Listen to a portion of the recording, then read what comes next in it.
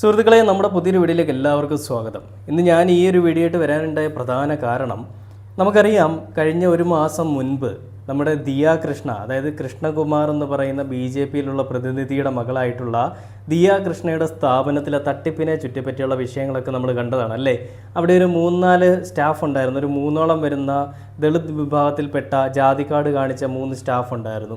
അപ്പോൾ ഈ സ്റ്റാഫിനെതിരെ ദിയ കൃഷ്ണയും ദിയ കൃഷ്ണയുടെ കുടുംബവും എല്ലാം ഭീഷണിപ്പെടുത്തുകയും, അല്ലെങ്കിൽ ഈ സ്റ്റാഫിൻ്റെ അക്കൗണ്ടിലേക്ക് ദിയ കൃഷ്ണയും കുടുംബവും പറഞ്ഞതിൻ്റെ പേരിൽ അവർ പണം മേടിക്കുകയും, അതായത് വരുന്ന കസ്റ്റമറുടെ കയ്യിൽ നിന്ന് പണം വാങ്ങുകയും, പിന്നീട് അതിനുശേഷം അത് കസ്റ്റമേഴ്സിന് മനസ്സിലായി തട്ടിപ്പാണെന്ന് മനസ്സിലായപ്പോൾ ദിയ കൃഷ്ണയൊക്കെ പറഞ്ഞിട്ടാണ് ഞങ്ങൾ മേടിച്ചതെന്ന് ഇവർ പറയുകയും ചെയ്തതിൻ്റെ ഫലമായിട്ട് കേസ് പല രീതിയിൽ ഇങ്ങനെ പൊയ്ക്കൊണ്ടിരിക്കുകയായിരുന്നു. അതിനുശേഷം ഈ പറയുന്ന 3 പേരുടെ ഭാഗത്ത് തെറ്റണമെന്ന് പോലീസുകാർ കണ്ടുപിടിക്കുകയും ഈ 3 പേരങ്ങ് ഒളിവിൽ പോവുകയും ചെയ്തു. അപ്പോൾ ഈ 3 പേര് ഒളിവിൽ പോകുന്നതിന് മുൻപ്, അല്ലെങ്കിൽ രക്ഷപ്പെട്ടു പോകുന്നതിന് മുൻപ്, ഇവർ മാധ്യമങ്ങൾക്ക് മുൻപിൽ വന്നിട്ട് പറഞ്ഞിട്ടുള്ള ചില കാര്യങ്ങളുണ്ട്. ആ ഒരു കാര്യമാണ് എനിക്ക് ഈ ഒരു സമയത്ത് ഓർമ്മ വരുന്നത്. അതായത് പറയുന്നത് ഇങ്ങനെയാണ്: ദിയ കൃഷ്ണയ്ക്കൊക്കെ യൂട്യൂബ് ചാനൽ ഉള്ളതുകൊണ്ട് ദിയ കൃഷ്ണയൊക്കെ പറയുന്നത് എല്ലാവരും വിശ്വസിക്കും. അവരൊക്കെ വലിയ പണമിടപാടുകൾ അല്ലെ പണമുള്ള ആളുകളാണ്. പിന്നെ അതേപോലെ തന്നെ ഈ ദിയ കൃഷ്ണയുടെ ഹസ്ബൻഡ് രാത്രിയിലൊക്കെ ഞങ്ങളെ വിളിക്കാറുണ്ടായിരുന്നു അത്രേ. എന്തിന്? മറ്റത് ഏതാ? രാമൻകുട്ടി ഉദ്ദേശിച്ച മറ്റതല്ലേ? അത് തന്നെ. അതായത് ഈ ദിയ കൃഷ്ണയുടെ കെട്ടിയവൻ ഇവളുമാരെ വിളിച്ചിട്ട് എന്താ ഇട്ടിരിക്കുന്നേ, എന്താ ഡ്രസ്സിൻ്റെ കളറ് എന്നൊക്കെ ചോദിക്കുമായിരുന്നു. ചോദിക്കാനും പറ്റിയ സാധനം കേട്ടോ, മുഖം കണ്ടാലും പറയും കിട്ടില്ല സാധനം. അപ്പോൾ അതിന് മറുപടിയുമായിട്ട് ദിയ കൃഷ്ണ വന്നൊരു വഴിയുണ്ടായിരുന്നു. അതായത് വീട്ടിൽ ബിരിയാണി വെച്ചിട്ട് എന്തിനാണ് മണ്ണ് വാരി തിന്നുന്നതെന്ന്. അതായത് സ്വന്തം കെട്ടിയവന് വീട്ടിൽ ബിരിയാണി ഇരിക്കുമ്പോൾ പിന്നെ എന്തിനാണ് ഈ മണ്ണ് തിന്നേണ്ട ആവശ്യം എന്നാണ് ദിയ കൃഷ്ണ ചോദിച്ചത്.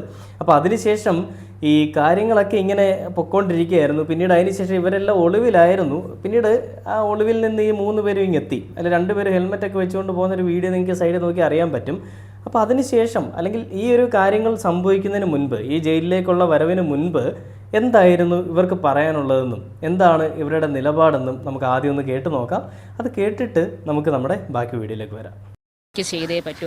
കാരണം ഇപ്പോൾ നിങ്ങൾ ചിന്തിക്കും നമ്മൾ എന്തിനാണ് ഇപ്പോൾ പൈസ കൊണ്ടുപോയെന്ന്. കാരണം ഇവർക്ക് ഇത്രയും പേയ്മെൻറ്റ് വരുമ്പോൾ നമ്മളിപ്പോൾ മന്ത്ലി അവർക്കൊരു 30,000 രൂപ 40,000 രൂപ കൊടുക്കുമ്പം ദിയ നമുക്കൊരു ഇൻക്രിമെൻറ്റ് പോലെ നമുക്കൊരു 5,000 6,000 രൂപയൊക്കെ ഞങ്ങൾക്ക് സാലറി കൂടാതെ ഞങ്ങൾക്ക് ദിയ തരുമായിരുന്നു. അപ്പോൾ ദിയ അങ്ങനെ തരുന്നതുകൊണ്ടാണ് ഞങ്ങൾ ആദ്യം അതിനെപ്പറ്റി ചിന്തിക്കാതിരുന്നത്. പിന്നെ ഷോപ്പിലുള്ള എല്ലാ ഇൻ്റർനാഷണൽ ഓർഡേഴ്സും ഞങ്ങളുടെ അഡ്രസ്സ് ഉപയോഗിച്ച് അയക്കാൻ തുടങ്ങിയപ്പോഴാണ് ഞങ്ങൾക്ക് ഈ കുറച്ച് പ്രശ്നമാണെന്ന് തോന്നി തുടങ്ങിയത്. കാരണം എല്ലാത്തിനും നമ്മുടെ അഡ്രസ്സാണ് ഉപയോഗിക്കുന്നത്. ദിയയുടെ പേഴ്സണൽ കോൺടാക്റ്റോ ദിയയുടെ ഒരു കാര്യങ്ങളോ ദിയ ഒരിടത്തും ഉപയോഗിക്കത്തില്ല. എന്നിട്ടാണ് ദിയ നമ്മളെ ഫ്ലാറ്റിൽ വിളിച്ച് വരുത്തിയിട്ട് പറയുന്നത്, നിങ്ങൾ 5 പേരും, എൻ്റെ ഹസ്ബൻഡ്, പുള്ളിക്കാരുടെ ഹസ്ബൻഡ്, ദിവ്യ, പുറത്ത് ഇതാരെ അറിയിക്കരുത്, ഈ കോൾ റെക്കോർഡ്സ് എല്ലാം നമ്മുടെ കയ്യിലുണ്ട്, നിങ്ങൾ വരണം, നിങ്ങൾ വന്നു കഴിഞ്ഞ് കഴിഞ്ഞാൽ ഞാൻ 5 ലക്ഷം രൂപയും വെച്ച് നിങ്ങളൊന്ന് എനിക്ക് കണ്ടാൽ മതി, വേറെ ഒരു ആവശ്യമില്ല, ഞാൻ കണ്ടിട്ട് നിങ്ങളെ വിടുന്നതായിരിക്കും, ആ പൈസയും മേടിച്ചെന്ന് പറഞ്ഞ് ദിയ ആർക്കോൺ പ്രീമിയർ എന്ന് പറഞ്ഞ് ദിയയുടെ ഫ്ലാറ്റിലോട്ട് ഞങ്ങളെ വിളിച്ച് വരുത്തുകയും രാവിലെ 10 മണിക്ക് എത്താനാണ് ദിയ നമ്മുടെ അടുത്ത് പറഞ്ഞിരിക്കുന്നത്.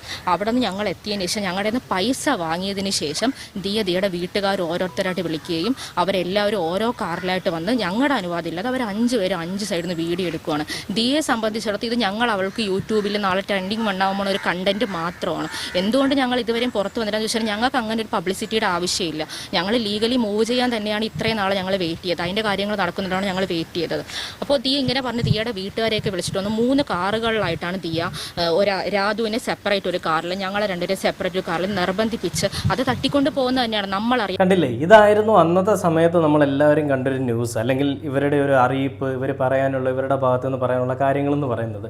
അപ്പോൾ ഇവരതിൽ പറയുമ്പോൾ പാവം പിടിച്ച പെൺകുട്ടികളല്ലേ, അവരെ ഇങ്ങനെ ദിയ കൃഷ്ണയും ദിയ കൃഷ്ണയുടെ അച്ഛനും ഒക്കെ കുടുക്കിയതാണെന്ന് നമുക്ക് തോന്നിപ്പോവാം. കാരണം വിശ്വസനീയമായ രീതിയിൽ തന്നെയാണ് പറയുന്നത്, അവിശ്വസനീയമായിട്ടുള്ള ഒന്നും അതിലില്ല. അപ്പോൾ ഒരു പെൺകുട്ടി വന്ന് പറയുമ്പോൾ സ്വാഭാവികമായിട്ടും എല്ലാവരും വിശ്വസിക്കും, നിയമത്തിൻ്റെ എല്ലാ പഴുതുകളും അവൾക്ക് വേണ്ടി തുറന്നിടും. അപ്പോൾ അങ്ങനെയൊക്കെ ആയിരുന്നു കാര്യങ്ങൾ പൊയ്ക്കൊണ്ടിരുന്നത്. പക്ഷെ അതിലും ഇവൾ തെറ്റുകാരിയാണ് എന്ന് മനസ്സിലായിട്ടുള്ള ഒരുപാട് ആളുകൾ ഈ കമൻറ്റ് ബോക്സിൽ വന്നിട്ട് സംസാരിക്കുന്നുണ്ടായിരുന്നു. അപ്പോൾ ഇതിനൊക്കെ ശേഷം ആ ഒരു നാടകത്തിന് തിരശ്ശീല വീണിരിക്കുകയാണ്. നമുക്കറിയാം, വേടൻ്റെ വിഷയങ്ങൾ വരുമ്പോൾ പലരും പറയുന്നുണ്ട് വേടൻ ജാതിക്കാട് കാണിച്ചാണ് രക്ഷപ്പെടുന്നത്. ഈ ദളിതൻ്റെ ഒരു ഓപ്പർച്യൂണിറ്റി ഉപയോഗിച്ചുകൊണ്ട്, അല്ലെങ്കിൽ ദളിതൻ എന്നുള്ളൊരു പേരിനെ യൂസ് ചെയ്തുകൊണ്ട് വേടൻ പലപ്പോഴും രക്ഷപ്പെടുന്നു എന്ന് പലരും പറയാറുണ്ട്. ശരിക്കും പറഞ്ഞാൽ വേടൻ ഇന്നവരെ അങ്ങനെ രക്ഷപ്പെട്ടിട്ടുള്ളൊരു വ്യക്തിയൊന്നുമല്ല. പക്ഷേ ഈ കാര്യത്തിൽ ഇങ്ങനെ വന്നിട്ട് വേടനെ വെച്ചിട്ട് കൂട്ടിച്ചേർത്ത് വായിക്കുന്ന ചില ആളുകളുടെ വികാരം എന്താണെന്ന് നമുക്ക് മനസ്സിലാവും. അങ്ങനെ കാണിക്കുന്ന ചില തന്തയ്ക്ക് പിറക്കാത്ത ആളുകൾ കാണിക്കുന്ന പരിപാടികളുണ്ട്. എന്ന് പറഞ്ഞിട്ട് എല്ലാവരും അങ്ങനെ കാണിച്ചു പോകുന്നു ഞാൻ പറയില്ല. ആ ഒരു പ്രിവിലേജ് ഉപയോഗിച്ചുകൊണ്ട് രക്ഷപ്പെട്ടെന്ന് വേടൻ രക്ഷപ്പെട്ടെന്ന് നമുക്ക് പറയാനും സാധിക്കത്തില്ല. വേടൻ എന്തിനു വേണ്ടിയാണ് നിലകൊണ്ടതെന്നും അവൻ എന്തിൻ്റെ പേരിലാണ് അകത്താക്കാനായിട്ട് അവനെ എന്തിൻ്റെ പേരിലാണ് ആളുകൾ അകത്താക്കാൻ ശ്രമിക്കുന്നതെന്നും എന്തിൻ്റെ പേരിലാണ് വേടൻ ഈ രക്ഷപ്പെട്ടു പോകുന്നതെന്നും എല്ലാം നമുക്ക് എല്ലാവർക്കും അറിയാം. അപ്പോൾ അതും ഇതുമായിട്ട് കൂട്ടിച്ചേർത്ത് വായിക്കരുതേ മക്കളെ നിങ്ങളാരും. അപ്പോൾ ഇതിൽ ഈ പെണ്ണുങ്ങൾ പെണ്ണുങ്ങളെന്ന് പറയാൻ പറ്റത്തില്ല, പഠിച്ച കള്ളികൾ, പിറപ്പുകേട് കാണിക്കാനായിട്ട് മിടുക്കികളാണ്. ഈ കണ്ണാടി വെച്ചവളുണ്ടല്ലോ, അവളാണ് കൂട്ടത്തിലെ ഏറ്റവും വലിയ ഫ്രോഡ്. തന്തയ്ക്ക് പിറക്കാഴിക കാണിച്ചിട്ട് അതിനെ ന്യായീകരിച്ച് വേറെ ലെവലിലേക്ക് കൊണ്ട് ജാതിക്കാടും പൊക്കി പിടിച്ചിട്ട് വന്നിട്ട് പറയുകയാണ് ദിയാകൃഷ്ണയൊക്കെ ഞങ്ങളെ ജാതീയപരമായിട്ട് അവഹേളിച്ചു എന്ന്. നിന്നെയൊക്കെ ജാതീയപരമായിട്ടല്ല, നല്ല മുള്ളിൻ്റെ വടി കൊണ്ട് നല്ല അടിക്കണം നിൻ്റെയൊക്കെ മൂലം നോക്കി, അങ്ങനത്തെ അടിച്ച് വേണം ഇടാനായിട്ട്. കാരണം തന്തയ്ക്ക് പിറക്കാഴില്ല കാണിച്ചത്, ചോറ് കൊടുത്ത കയ്യിൽ കൊത്തുകയല്ലേ ഉള്ളമാർ ചെയ്തത്.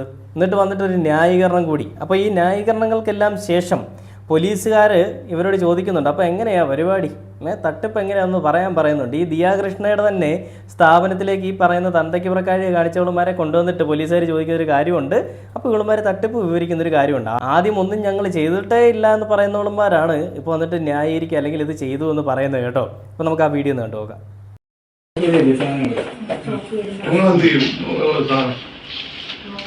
കൊണ്ടുവരുമ്പോൾ നിങ്ങൾ എന്ത് ചെയ്യും? മേടിച്ചിട്ട് അത് നോക്കത്തില്ല അല്ലെ?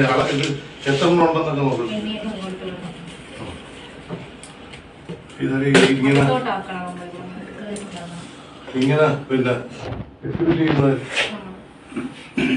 അല്ല. ഇവിടെ എങ്ങനെയാണ് പരിപാടി? എങ്ങനെ അല്ല, ഇത് അന്നുണ്ടോ? ഐറ്റം ഈ ഓരോ ഐറ്റത്തിന് ബാർകോഡ് അങ്ങനെ വല്ലതും ഉണ്ടാവും? ഒന്നുമില്ല. അതെങ്ങനെയാ പ്രൈസ്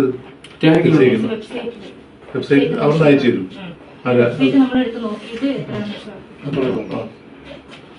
ഇത് പിന്നെ മറ്റേ സ്കാൻ ചെയ്ത് മേടിക്കുന്നത് അല്ലേ?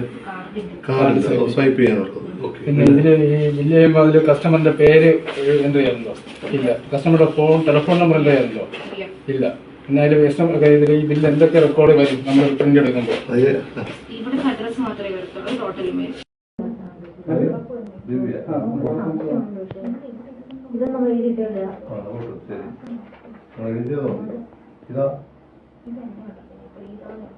സ്വന്തമായിട്ട് കോൺട്രാക്ടിങ് കണ്ടാ അറിഞ്ഞൂടെ? നമുക്ക് ഇത് കണ്ടാ ബാക്കി ദീപേ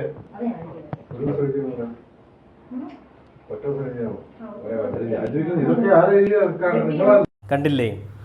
എബ്രോഡുള്ള ചേട്ടൻ 2 ലക്ഷം 3 ലക്ഷം വെച്ച് എനിക്ക് എന്നും അയച്ചു തരാറുണ്ട്. എന്നൊക്കെ പറഞ്ഞിട്ടുള്ള ചേച്ചി എവിടെയാ 2 ലക്ഷം? വല്ലവൻ്റെയും പൈസ തിന്നിട്ട് തിണ്ണമെടുക്ക് കാണിക്കുന്നത് തന്തയ്ക്ക് പിറക്കാഴി അടപടലോ അങ്ങ് മൂഞ്ചി അല്ലേ? ജാതിക്കാട് പൊക്കി പിടിച്ചുകൊണ്ട് അങ്ങോട്ട് വന്നതാ, പക്ഷേ ഏറ്റില്ല. ആ ദിയാകൃഷ്ണയും കുടുംബവും പലപ്പോഴും പറഞ്ഞു, മക്കളെ നിങ്ങളോട് ഞങ്ങൾക്ക് ഒരു പ്രശ്നവുമില്ല, നിങ്ങൾ ചെയ്ത തെറ്റങ്ങ് സമ്മതിച്ച് താ, ഒരു പ്രശ്നമില്ല, ഈ കേസ് ഇവിടെ തീർക്കാം. അപ്പോൾ എന്താ ചെയ്തേ?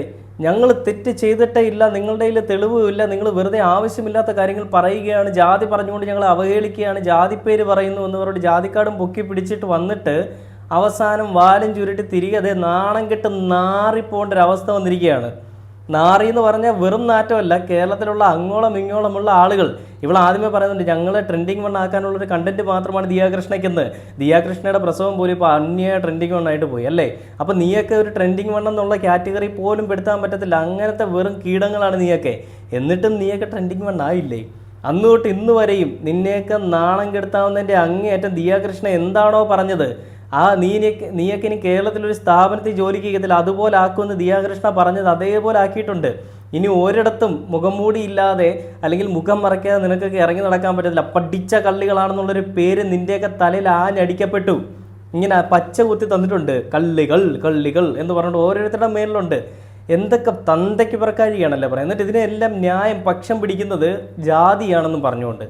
ഏത് ജാതിയോ ഏത് മതമോ എന്തും ആയിക്കോട്ടെ, പിറപ്പുകേട് കാണിക്കുന്നതിനൊരു മര്യാദയൊക്കെ വേണ്ടേ? അന്നം തരുന്ന കൈക്ക് കൊത്തുക, അല്ലെങ്കിൽ ചോറ് തന്നവനെ കടിക്കുക, അല്ലെങ്കിൽ ചോറ് തന്നവനെ പീഡിപ്പിക്കുക, അല്ലെങ്കിൽ ചോറ് തന്നവനെ തള്ളിപ്പറയുക എന്നൊക്കെ പറയുന്ന ഒരു കൂറില്ലാത്ത പരിപാടിയൊക്കെ ഉണ്ടല്ലോ.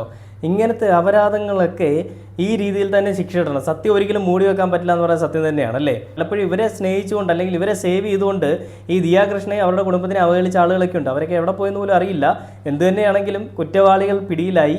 ഈ കുറ്റവാളികൾ, ഈ പെൺകുട്ടികൾ എല്ലാവരും അങ്ങ് പതിവ്രതകളാണെന്ന് പറഞ്ഞുകൊണ്ട് പലരും വരുമ്പോൾ ഇങ്ങനത്തെ സംഭവം ഇവിടെ നടക്കുന്നുണ്ടെന്നുള്ളതൊക്കെ എല്ലാവരും ഒന്ന് മനസ്സിലാക്കുക കേട്ടോ. കാരണം ഈ ഒരു കാര്യത്തിൽ ഈ ഇവളന്മാർ കാണിച്ച പിറപ്പുകേട് അതിനുള്ള മറുപടി ഇവളന്മാർക്ക് കിട്ടി. പോലീസ് തൂക്കി. അവസാനം ഇനിയിപ്പോൾ അകത്ത് കിടന്ന് ഉണ്ട തിന്നാം. കെട്ടിയവനും കെട്ടിയവക്കും അല്ല, എബ്രോഡുള്ള ചേട്ടൻ 3 ലക്ഷമൊക്കെ അയച്ചു കൊടുക്കുന്നതൊക്കെ കാത്തുകൊണ്ടിരിക്കാം. അപ്പോൾ ഈ ഒരു പിറപ്പുകേട് ഇനിയെങ്കിലും സ്ഥാപനങ്ങൾ ഒരു സ്വന്തമായിട്ട് സ്ഥാപനം ഇട്ടിട്ട് അവിടെ ഒരാളെ ജോലിക്ക് നിർത്തുമ്പോൾ എത്ര വിശ്വസ്തരാണെങ്കിലും സ്വന്തക്കാരല്ലയോ അല്ലെങ്കിൽ ആരും ആയിക്കോട്ടെ, അതിൽ നിങ്ങളുടെ ഒരു കണ്ണ് വന്നില്ലെങ്കിൽ, ഇപ്പോൾ ദിയാകൃഷ്ണയ്ക്ക് ഇത് പിടിക്കാൻ പറ്റി, അല്ലെങ്കിൽ ഇതുപോലെയുള്ള എത്രയെത്ര പുതിയ സംരംഭമൊക്കെ തുടങ്ങുന്ന എല്ലാം വിറ്റ് പറക്കിയിട്ടായിരിക്കും തുടങ്ങുന്നത്. അപ്പോൾ ഇവളന്മാരെ പോലെയുള്ള ഒരു 2 പേര് വന്ന് കയറി കഴിഞ്ഞാൽ മൂഞ്ചിയില്ലേ? ആ ബിസിനസ്സും മൂഞ്ചും. ആ ബിസിനസ്സിന് വേണ്ടി അവരുണ്ടാക്കിയെടുത്ത് അവരുടെ കഷ്ടപ്പാടുകൾ മൂഞ്ചും, അവരുടെ പണവും വെള്ളത്തിലാവും. അപ്പോൾ ഇങ്ങനെയൊക്കെയുള്ള കാര്യങ്ങൾ ചെയ്യുന്നതിന് മുൻപ്, ബിസിനസ് സംരംഭങ്ങൾ തുടങ്ങുന്നതിന് മുൻപ് വിശ്വസിക്കാൻ പറ്റുന്ന ആളാണോ അല്ലയോ എന്ന് നോക്കുന്നതിനേക്കാൾ ഉപരി നമ്മളുടെ ഒരു ഫോക്കസ് അവിടെ ഇല്ലെങ്കിൽ ഇതുപോലത്തെ അവസ്ഥ ഉണ്ടാവാം. എന്തായാലും സത്യം ജയിച്ചു. ദിയാകൃഷ്ണയ്ക്കൊക്കെ നീതി കിട്ടി. അപ്പോൾ ഈ പ്രതികളായിട്ടുള്ള ഇവളുമാരിനി അകത്ത് കിടന്ന് കമ്പി എണ്ണി ഉണ്ടേ തിന്നൊക്കെ കിടക്കാം.